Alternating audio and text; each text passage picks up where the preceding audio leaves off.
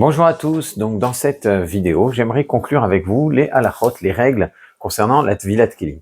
Dans les dernières vidéos, on avait parlé du pasouk dans le Sefer Bamidbar, dans Parashat Matot, tiré du contexte de la guerre de Midian, Arbemenida Yitrata, du traitement qui était réservé aux objets que les Bnei Israël avaient ramenés du butin quand ils sont revenus de la bataille de Midian.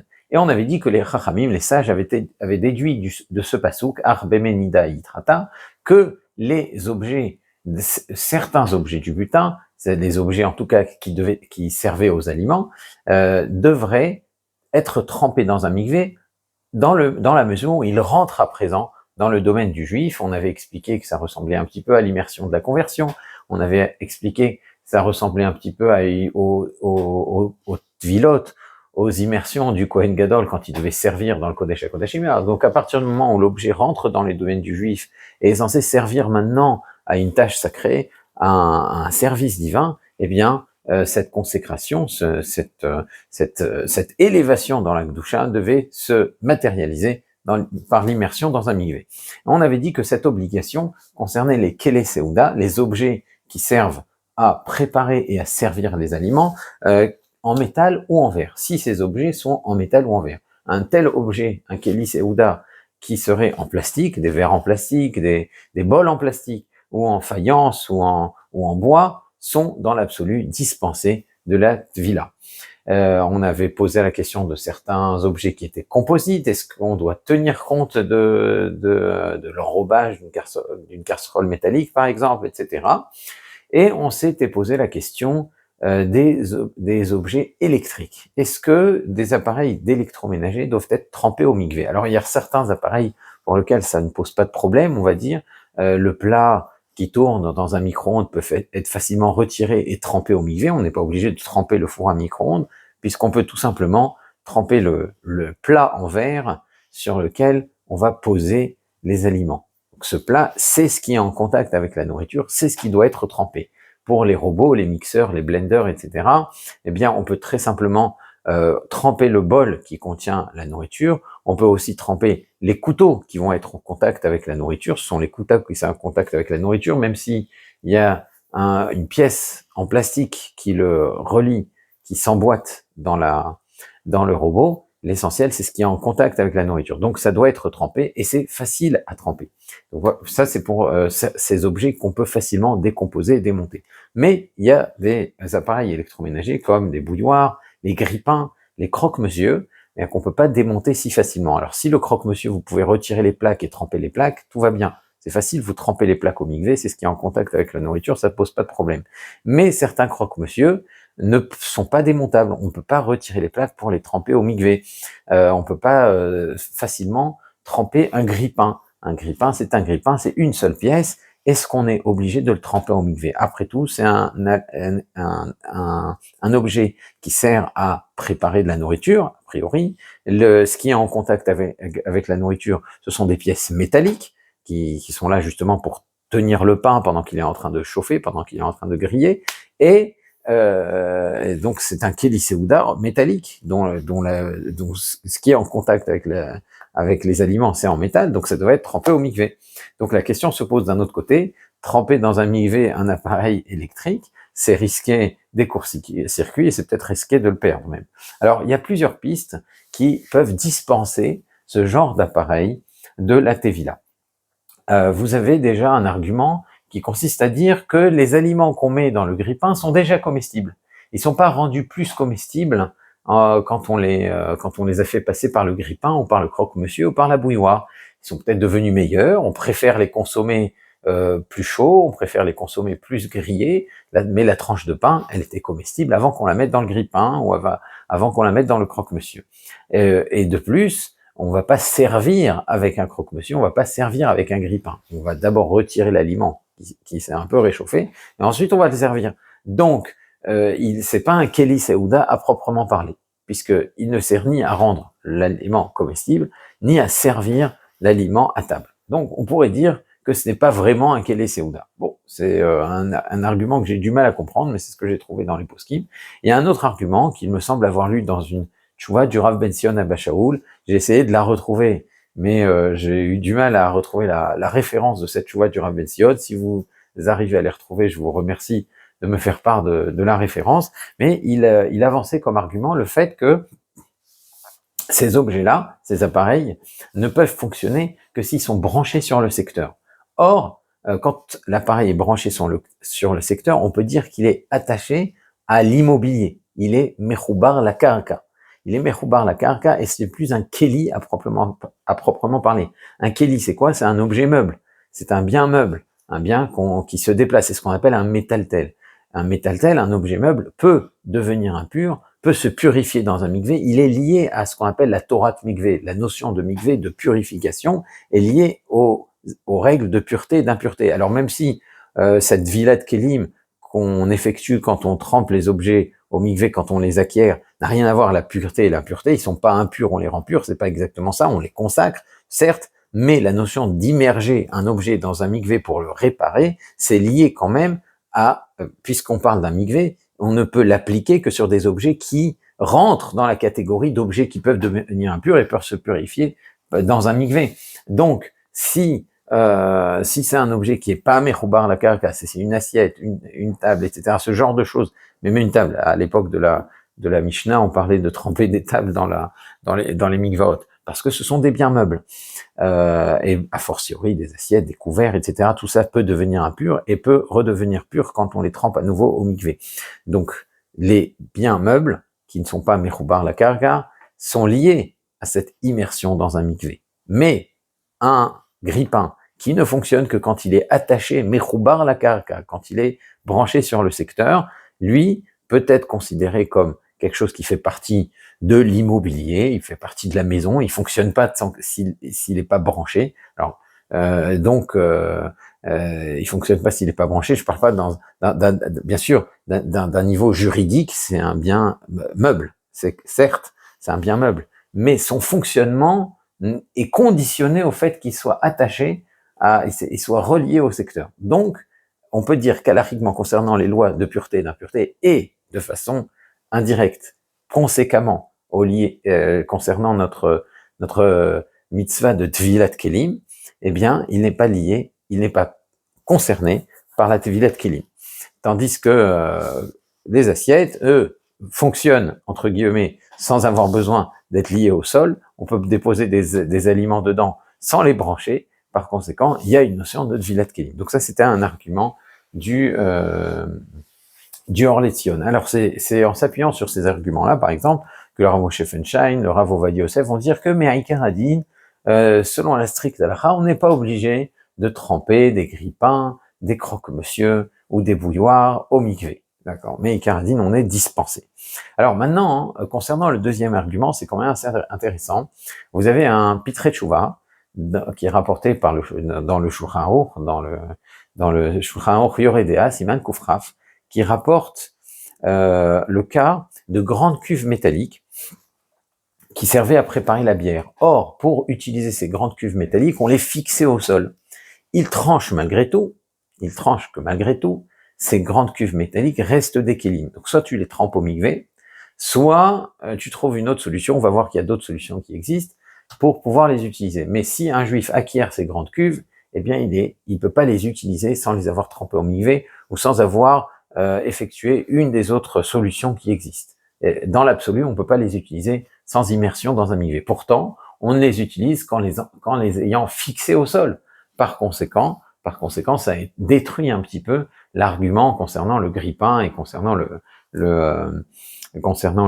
croque-monsieur. Après tout, si des cuves qui sont fixées au sol de façon quasi définitive, eh bien, ne sont pas appelées mechoubar la karka et doivent être trempées au mikvé, alors c'est pas une petite fiche branchée sur le secteur qui va rendre un croque-monsieur mechoubar la karka et qui va le dispenser de l'immersion dans un mikvé. A priori, si on s'en tient à ce qui est rapporté dans le Pitrei Tshuva par le Chochmat Adam sans contradicteur, l'argument ne passe pas. Alors on peut dire que la cuve est quand même différente, parce que la cuve, elle peut être utilisée sans qu'on la fixe au sol. On peut quand même déposer des aliments dedans. Elle a quand même un statut de cuve, tandis qu'un grille-pain qu'on ne brancherait pas, n'a aucune utilité. Ça ne sert strictement à rien tant que tu le branches pas. Donc c'est pas exactement la même chose. Néanmoins, le Rav Shlomo Zalman Auerbach et d'autres poskim penchent plutôt dans le sens de l'obligation et vont dire que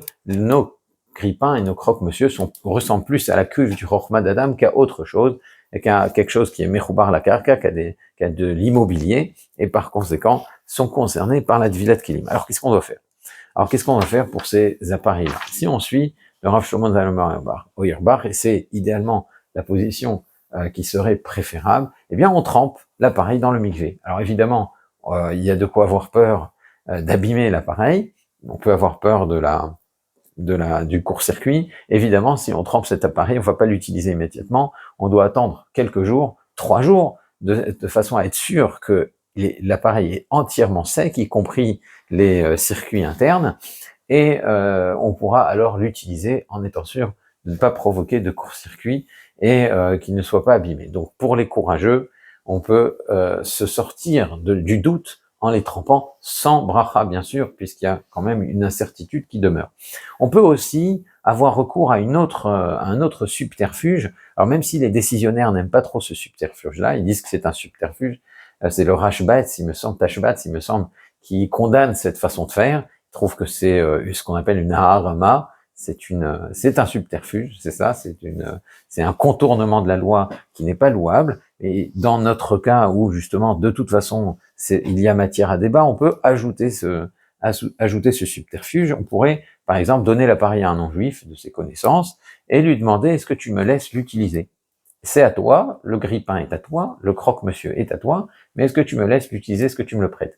Donc dans ce cas-là, il n'est pas rentré dans le domaine du juif, il est dans le domaine du non-juif, et on n'a pas parfaitement le droit de l'utiliser. Bon, maintenant, comme j'ai dit, le Tashbetz n'aime pas trop ce subterfuge, et l'utiliser de façon systématique, c'est un problème. Mais bon, concernant un grille-pain ou ce genre d'appareil où on est un peu dans ce qu'on appelle du Bediavad, on n'a pas vraiment le choix, alors on pourrait peut-être s'appuyer là-dessus. Une autre possibilité serait de demander à un électricien de retirer de l'appareil, le grille-pain ou le croque-monsieur, un composant essentiel à son fonctionnement. Et un composant qu'on retire pas facilement, il faut être quand même un ouman, il faut être un spécialiste, un professionnel pour pouvoir le retirer et le remettre.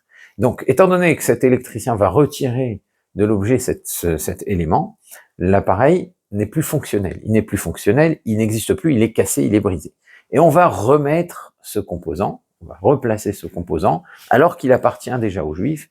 À ce moment-là, ça voudra dire que l'objet est créé, est terminé, est façonné, alors qu'il est déjà dans le domaine du juif. Donc il n'y a pas cette passation, cette entrée dans le domaine du juif alors que l'objet existe déjà. L'objet commence à exister, il est déjà dans le domaine du juif. Et étant donné qu'il commence à exister déjà dans le domaine du juif, la Tvilat Kelim n'est pas obligatoire, il n'y a pas de passation, de passage, de changement de domaine, de changement de réchoute. On passe on passe dans le domaine du juif qui obligerait donc à tremper ce Kéli, à tremper l'appareil dans un mikvé. Donc si aucune de ces options n'est présente et c'est beaucoup trop compliqué, c'est pas possible, je trouve pas d'électricien, je sais pas comment le démonter, etc. Eh bien, on pourra s'appuyer évidemment sur les positions les plus permissives de Rav Moshe Feinstein et du Rav Ovadia Yosef.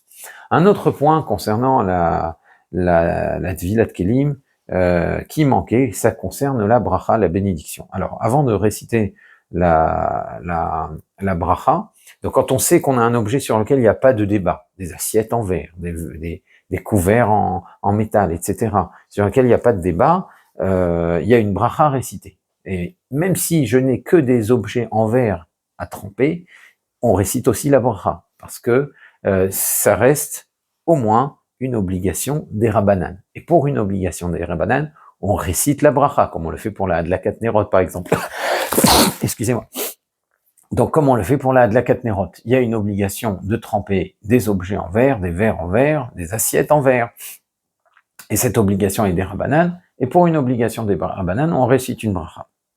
Si on a un seul objet à tremper, on ne dira pas le même texte que quand on a plusieurs objets à tremper. Alors d'abord, on se prépare, on met les objets dans le panier, ou bien on se trempe les mains de façon à ce que quand on tient l'objet dans le mikvé, l'eau recouvre la totalité de l'objet, comme on a dit dans notre dernière vidéo, et une fois qu'on est prêt, avant d'avoir immergé l'objet, on récite la bracha. Si on a un seul objet, on dit Baruch ata Hashem, Asher Kideshan Elokeinu melech haolam, donc Asher Kideshan mezotav vetzivanu al tevilat keli, on est le singulier puisqu'on a un seul keli à tremper. Donc pour l'immersion de cet objet, al tevilat keli, on remercie Hashem de nous avoir donné donc au moins midera banane de tremper cet objet, et on le trempe.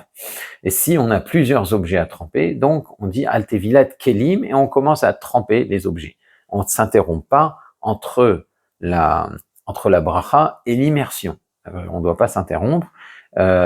Si on s'est interrompu et qu'on a parlé de quelque chose d'autre qui n'a rien à voir avec l'immersion de l'objet, eh bien, alors là, on devra de nouveau réciter la bracha. Si on a parlé, mais pour dire retire-moi l'étiquette, j'ai oublié d'enlever l'étiquette, et là l'eau va pas bien, ne va pas pouvoir toucher l'objet partout, etc. Ce genre de choses. Bédi avad, si on s'est interrompu pour ce genre de choses-là, ce n'est pas grave.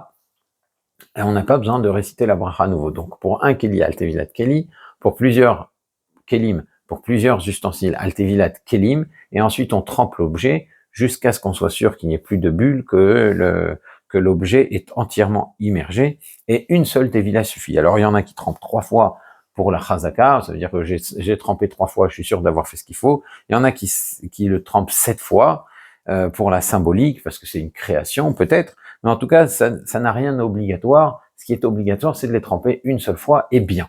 Donc, on peut, sur la base d'une seule bracha, on peut rester une demi-heure, 1 heure à tremper des ustensiles. Vous verrez toujours avant Pessah des queues dans les mikvaot pour tremper les nouveaux objets qu'on aura achetés, qui sont cachés les Pessah. Mais en tout cas, une seule bracha suffit pour tremper plusieurs objets. Et si on a des objets sur lesquels il y a un doute, par exemple, et d'autres objets sur lesquels on est sûr qu'il y a une mitzvah, par exemple des verres découverts, ça c'est sûr. Et puis après, il y a des ciseaux. Oui, je sais pas vraiment pourquoi je vais les utiliser. Peut-être je vais les utiliser pour arranger les légumes. Dans ce cas, on peut profiter d'avoir récité la bracha sur des objets qui sont astreints de façon certaine à la bracha. Et grâce à cela, avec la bracha, acquitter les autres objets sur lesquels il y aurait éventuellement un doute. Voilà, je pense qu'avec cette vidéo, on aura couvert l'essentiel des halachot de Tvilat Kelim. Si vous avez des questions, n'hésitez pas à les poser dans les commentaires ou dans notre discussion WhatsApp. Et d'ici la prochaine fois, je vous dis à très bientôt. Au revoir.